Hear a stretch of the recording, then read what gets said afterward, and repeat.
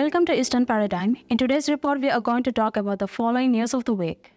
A sudden cloudburst over Lonak Lake in North Sikkim led to a catastrophic flash flood in the Tista River and its tributary, Lachin, on 7th October.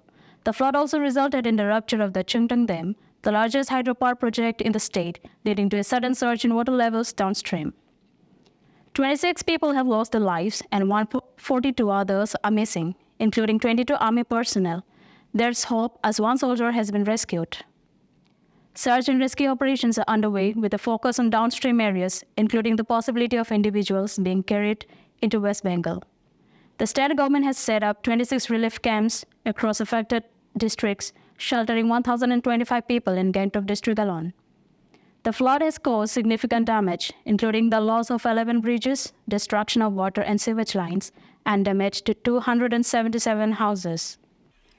The arms and ammunition swept away by the flood from a military camp located near Lachin have created havoc amongst people as numbers of explosions are reported from different locations of Tista River. Over 3,000 tourists are stranded in Sikkim with disrupted communication, making it difficult to contact their families. All educational institutions in Sikkim are temporarily suspended until October 15th.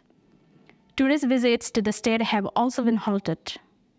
Chief Minister Prem Singh Tamang has issued directives for heightened vigilance and support for the affected public.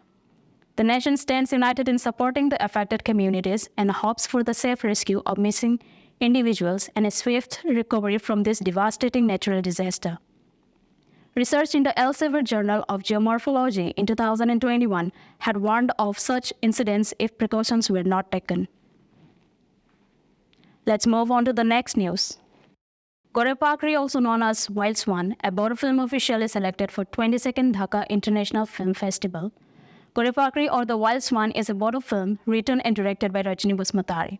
The movie was premiered at Vancouver, Canada at the Vancouver International Film Festival on 29 September 2023. The narrative unfolds against the backdrop of the Bodoland region on the India-Bhutan border, delving into the experiences of women in a male-dominated society as they strive to rebuild their lives following years of armed conflict between the government and a separatist faction. These were the important news of the region. We will be back with more such news in our upcoming videos. Till then, stay tuned with Eastern Paradigm. Thank you.